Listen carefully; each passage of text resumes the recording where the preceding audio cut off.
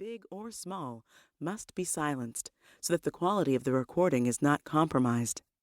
Yet, once I actually find the quiet I've been looking for, I press record, and the quiet dissipates as I start singing or playing guitar. It's never truly quiet. Whether I'm in the studio, attending an event or a meeting, performing or doing an interview, it's rare that I find myself embracing quiet. And for more than 10 years, this has been my reality. When I was 19 years old, I was nominated for a Grammy for a song I had written while sitting on the floor of my dorm room. I was the youngest nominee that year, and I went home as the Dove Awards New Artist of the Year, with 3 other nominations. I would later see myself on 7-Up cans around the country as the winner of a fan-voted award through K-Love Radio.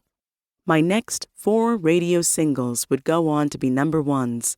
My favorite songs would be on rotation at major retail stores, in commercials for Belk and Dell, and even on reality shows on VH1 and MTV. I would get phone calls and emails from NFL players and politicians from various parties whose children were big fans of my music, offering tickets to major games and events in exchange for my creating a video greeting to someone for Christmas or a birthday.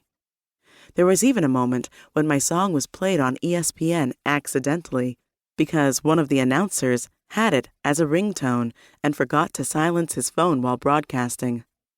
I found myself performing on The View and ended up taking home a pair of Whoopi Goldberg's shoes that she took off and handed to me. And I sang a duet with my favorite artist, Reba McEntire, at her request. For most of my years in the public eye, I was single. I made videos and songs about being content in my singlehood, while at the same time praying that I would someday get married. I approached the topic with humor and a little bit of attitude, gracefully, of course, and began to receive emails from girls, teens, and women in their 20s and 30s thanking me for being vulnerable and open about my story. Kids all around the world were dancing to my music with their friends and classmates, and sometimes moms would tell me that I helped keep their children on a good path. College students would tell me that my songs were a part of their hope and support system as they grew up and as things in their lives begin to change. While I was humbled and excited by all the success, it often seemed increasingly difficult to find quiet. As I was growing up and leaning into my passion for music and the gift God had given me, some of my most joyful and peaceful times were late at night when it was just me and my piano or guitar. At night, I tried to keep the recording to a minimum. It was my assurance that I would be honest and sincere and use my songs as a time to pray instead of work, the exception being when I felt led to document something for a later time.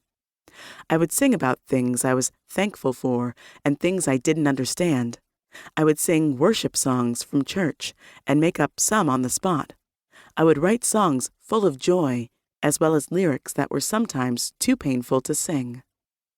Then I listen. I enjoy sitting in the space where everything is laid at God's feet, and the expectation is to hear what He has to say.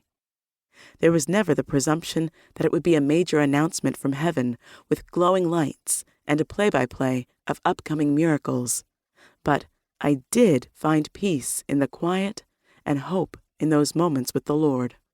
But somehow, as my career grew and changed, I felt the need to change too. There was no more time for late nights of spontaneous writing and listening, and I succumbed to the pressure that any time I made music, it should be made into a moment. The joy in writing to worship was gone, and my number 1 priority became writing for work. I had always written songs in hopes of connecting with my feelings or with the feelings of the listener, but as the pressure mounted, it seemed like feelings became a currency. Every career high reinforced that it wasn't about how I could use the pain, joy, and beauty of life to find quiet moments to listen, be challenged, and